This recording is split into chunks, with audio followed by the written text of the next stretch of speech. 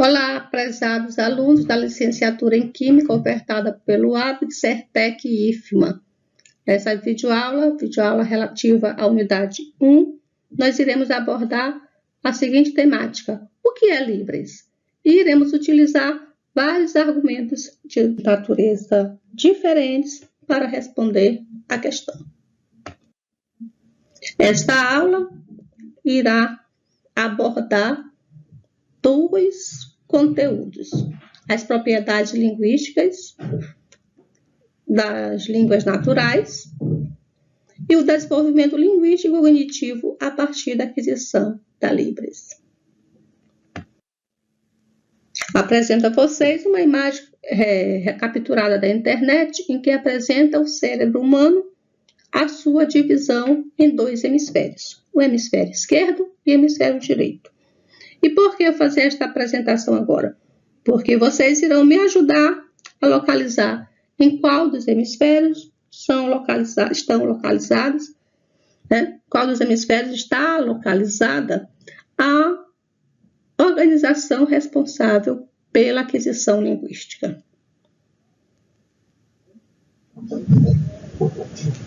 Muito bem, se responderam o hemisfério esquerdo, responderam com exatidão. É isso mesmo.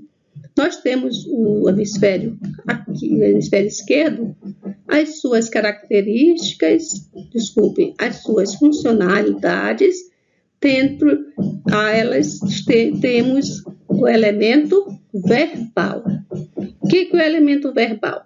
Toda vez que nós observarmos a palavra verbal, devemos relacionar com língua, seja de qualquer modalidade, oral ou visual. Então, ao hemisfério esquerdo cabe toda esta gama de funcionalidades, elementos e funções. Ao hemisfério direito, este outro quantitativo de funções e funcionalidades. Mas no hemisfério esquerdo, a gente vai encontrar esta palavrinha aqui, ó, verbal. E todas as vezes que nós encontrarmos a palavra verbal, devemos relacionar a língua. Então, podemos dizer que os aspectos linguísticos ou aspectos verbais, todos eles cabem nesta função aqui. São equivalentes, tá? Verbal e linguístico e Libras. Consequentemente, a Libras vai estar localizada neste hemisfério. Também com a língua portuguesa, a língua francesa, a língua inglesa, enfim, todas as línguas de modalidade oral auditiva que nós conhecemos e todas as línguas de modalidade visual espacial que nós conhecemos estarão localizadas no hemisfério esquerdo. Para que a gente reforça esta localização? Para contribuir na consolidação da Libras como uma língua natural. Continuando a pergunta, o que é Libras? É uma língua de modalidade gestual visual. O que significa esta afirmativa? É que é uma língua que é produzida por elementos diferentes. São línguas que são produzidas, as línguas de sinais, são produzidas pelas mãos, pelo corpo, pelo braço, pelo movimento corporal. A Libras também tem essa característica, que está relacionada com o gestual, com o uso do corpo para a produção. E o elemento visual como forma de percepção. Ou seja, nós usamos a visão para discriminar, reconhecer, perceber os sinais. Daí porque é uma língua de fácil aquisição para a pessoa surda. Se ela não for surda cega, ela vai adquirir naturalmente a Libras.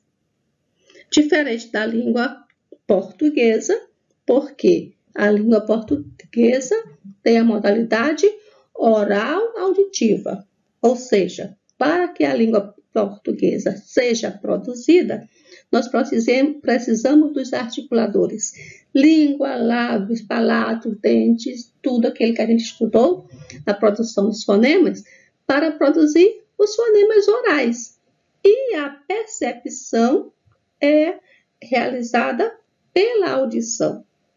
Então, desta forma, o surdo não adquire naturalmente a língua portuguesa, porque se ela é produzida a partir dos elementos articuladores que usam o som e é percebida pela audição, os surdos que tiverem uma perda de severa, profunda, moderada, já terão dificuldade na percepção auditiva.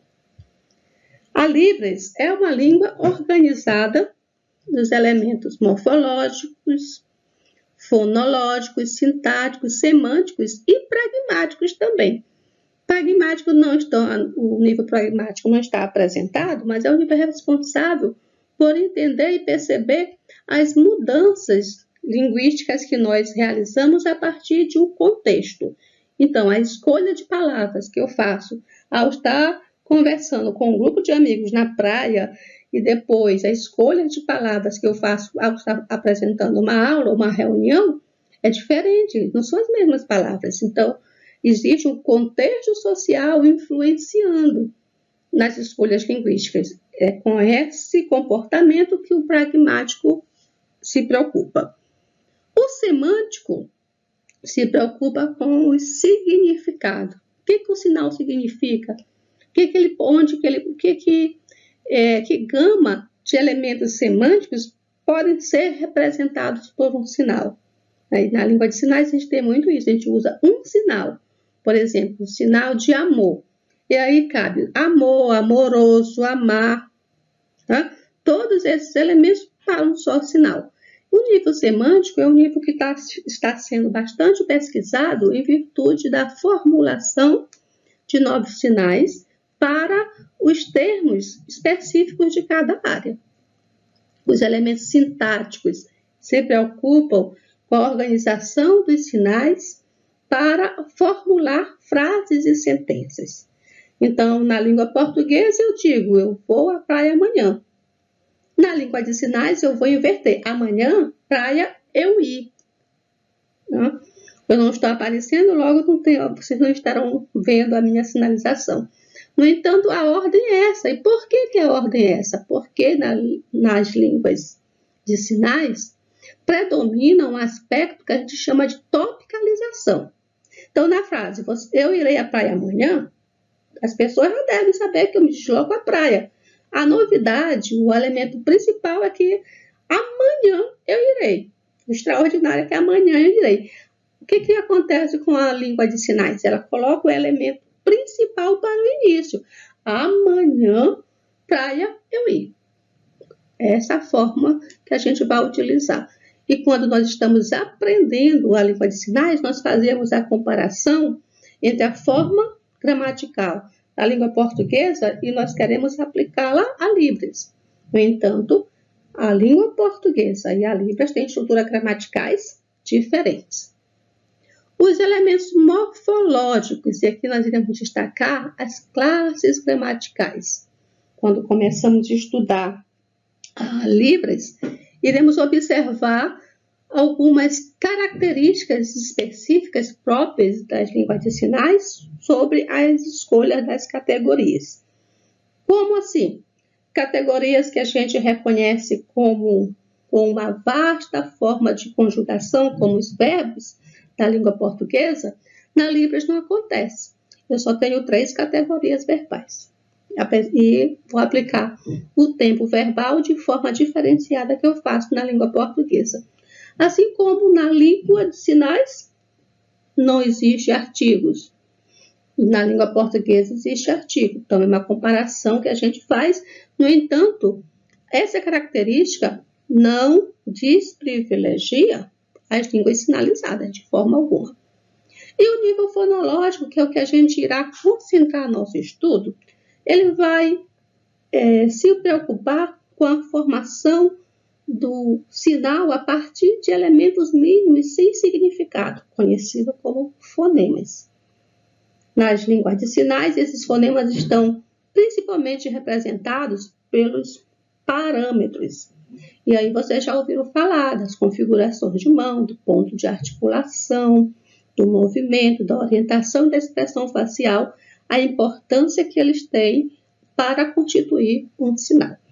Então, observe que os 5 níveis que existem nas línguas naturais, orais, também existem na Libras. Uma outra característica é que a Libras é uma língua dinâmica e apresenta variações. Uma das variações é o regionalismo, ou seja, cada região pode propor e utilizar sinais diferentes. Então, é muito comum também nas línguas orais, como o português, ouvirmos pessoas falando de beiju, macaxeira, ananás, que são variações, são formas de usar a língua de forma diferente que a que nós usamos. Então, essa característica também é recorrente na Libras. Legalmente, o que é Libras? Qual é a resposta? É a língua reconhecida pela Lei 10.436 de 2002. A Libras é reconhecida, foi preciso uma lei para reconhecer a língua de sinais brasileira. Esta lei que eu vos falei, que no primeiro artigo já diz, é reconhecida como meio legal de comunicação e expressão a língua brasileira de sinais, cuja sigla é Libras. Por isso que sempre deve ser grafado com L inicial maiúsculo. A Libras e outros recursos de expressão associada a ela, como o alfabeto manual, os numerais, etc. No parágrafo único desse artigo, nós temos mais uma explicação.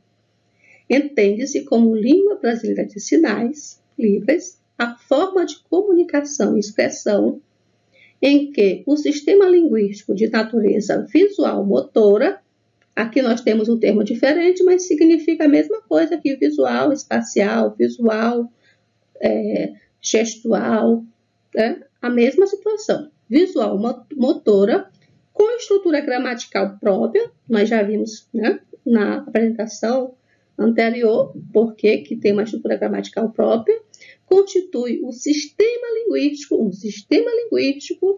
de transmissão de ideias, fatos oriundos de comunidades de pessoas surdas do Brasil.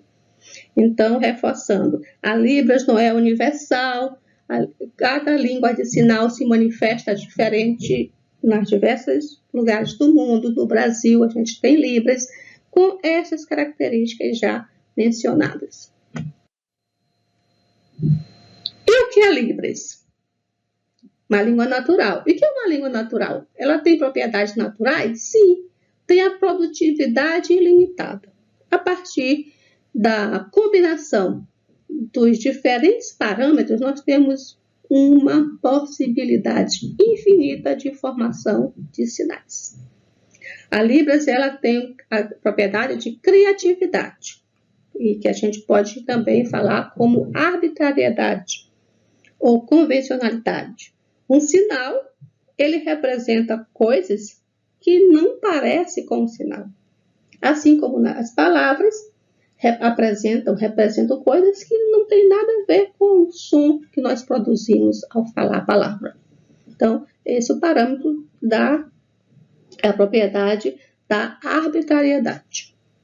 A Libras tem uma multiplicidade de funções. Nós aqui estamos estudando a Libras com uma função comunicativa.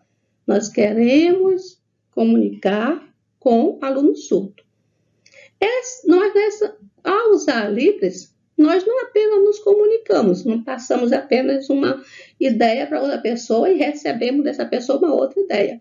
Essa função também é social, porque eu consigo transmitir minha cultura para o sujeito surdo e eu consigo perceber a cultura do surdo a partir da língua de sinais também. E é cognitiva. Por que é importante que os profissionais da educação aprendam Libras? porque é a partir das línguas e da Libras que a gente aprende, que nós conseguimos acionar as estruturas cognitivas. Todo o processo de aprendizado depende da aquisição linguística. Também tem a arbitrariedade da ligação entre seu significante, seu significado, entre o signo e seu referente. Aquela situação que eu estava falando acima. Então, um sinal, durante algum tempo, a Libras foi confundida com um sistema que não era linguístico, porque as pessoas acreditavam que ela só poderia expressar elementos que fossem concretos, como representar casas, representar carro, representar caneta, até porque esses sinais têm um elemento muito grande de conicidade. Mas foi observado posteriormente que, além de poder representar esses objetos concretos, nós podemos articular pensamentos, opiniões, sentimentos. Nós temos sinal para saudade. A gente nunca viu uma saudade, mas nós já sentimos saudade. Então, esse é apenas um exemplo de sentimentos que nós podemos expressar a partir da Libras. A produção de um sinal depende da articulação de dois elementos, o plano do conteúdo e o plano do sinal. Observem, por exemplo, você usando a mesma noção, a mesma palavra que eu usei antes, saudade. O sujeito começa a dizer, eu estou com um aperto no coração, lembrando sempre daquela pessoa, ou daquele momento que me gera até um tipo de tristeza, de nostalgia, eu não sei o que é isso. Aí a pessoa diz, eu sei, você está com saudade, e aí apresenta o sinal de saudade. O sinal de saudade, vocês não estão me vendo, mas eu vou descrever os parâmetros, e aí vocês irão conseguir fazer. Primeiro parâmetro, configuração de mão, saudade com a letra S. Ponto de articulação sobre o coração. E agora que a letra S está sobre o coração, eu vou movimentar a letra S em movimentos circulares sobre o meu coração, como se eu estivesse massageando. E preciso de uma expressão facial de sofrimento, porque quem tem saudade sofre. Então, esse é o sinal de saudade. Então, uma coisa que a gente não vê, mas a gente sente, né? O que é Libras? Ela favorece o desenvolvimento? Sim, claro. A linguagem, enquanto capacidade neurológica localizada no hemisfério esquerdo, cujo seu produto é uma língua, permite lidar com os objetos exteriores, mesmo quando eles estão ausentes.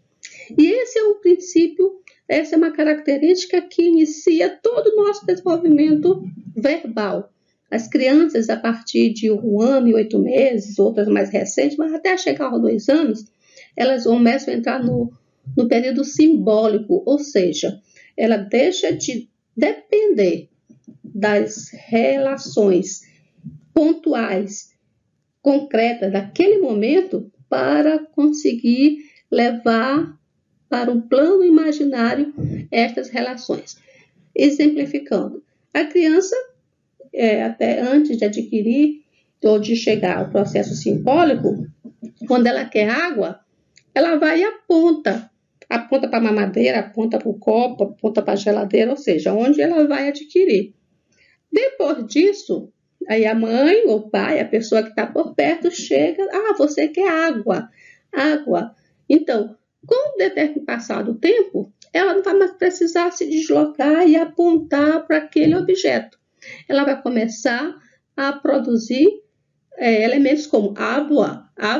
Por quê? Ela ouviu e ela relacionou. A pessoa que sempre deu água, além de dar água, também estava ofertando um signo.